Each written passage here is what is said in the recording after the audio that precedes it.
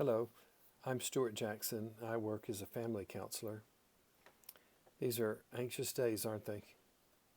There's a lot of anxiety in our world, and so it's normal that we as individuals, as well as our families, are absorbing some of the anxiety in our culture.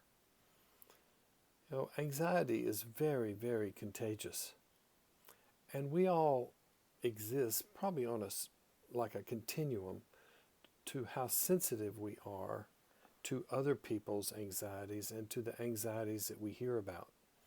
So at one end of the continuum might be those of us who, if you're freaking out, I'm going to be freaking out. So if this happens, I'm freaking out too. If I see one bad thing on the news, my hair's on fire. So, at the other end of the continuum are those who are sort of like,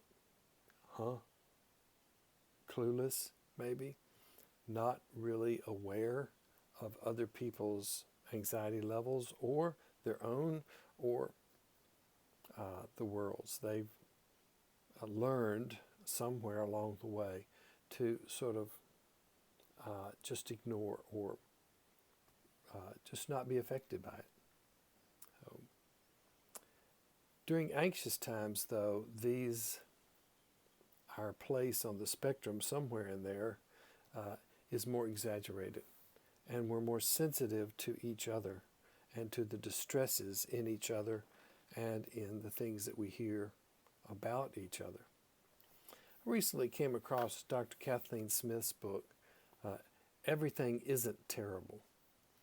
And it made a lot of sense to me, and I thought it was really easy to read and very helpful in a lot of ways. And she talks about anxiety and the ways in which we can calm ourselves so that our thinking can guide our behavior rather than a kind of panicked feeling. Oh. And she talks about the importance of facts, relationships, ritual, and medicine. I may be adding some of that to that, and so apologies to Dr. Smith if I don't get her just right. But I'm not giving a book review here, but I do recommend her book. The first thing, an antidote to anxiety is facts.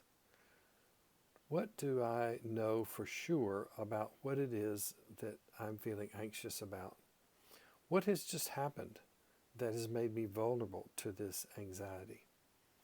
I think about the healthcare first responders that are going into hospitals and intensive care units every day, and after seeing patient after patient just not be able to help them, how stressful that is.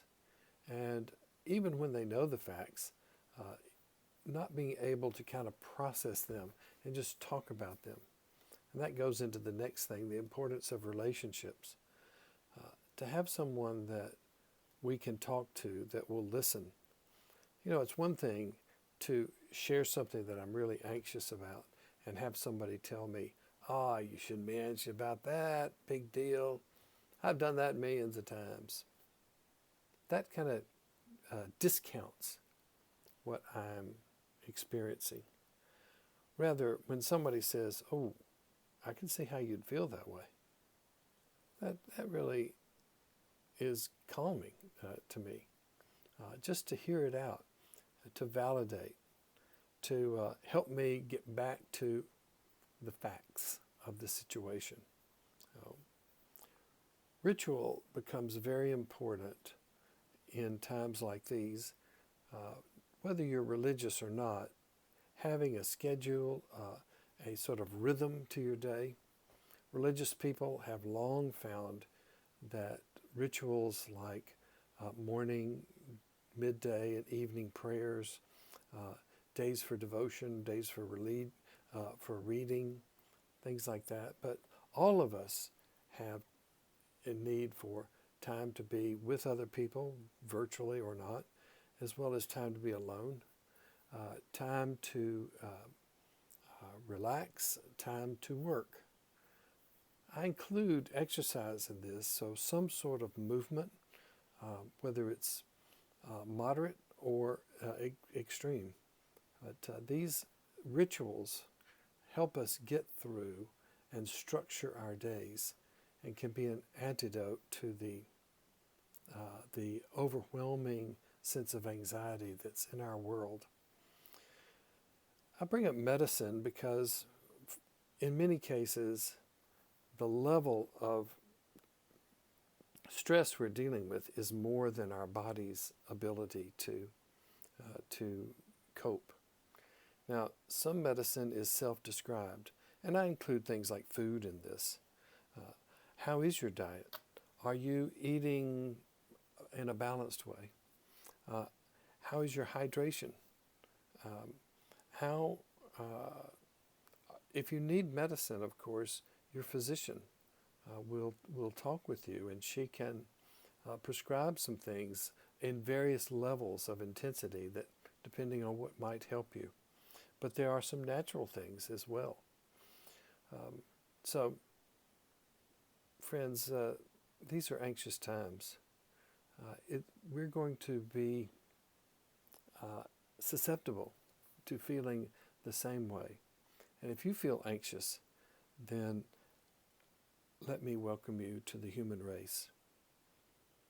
I hope you stay well and find out ways to look for the facts, to have a relationship that is validating for you, that you have rituals that you find are meaningful, and that you're taking good care.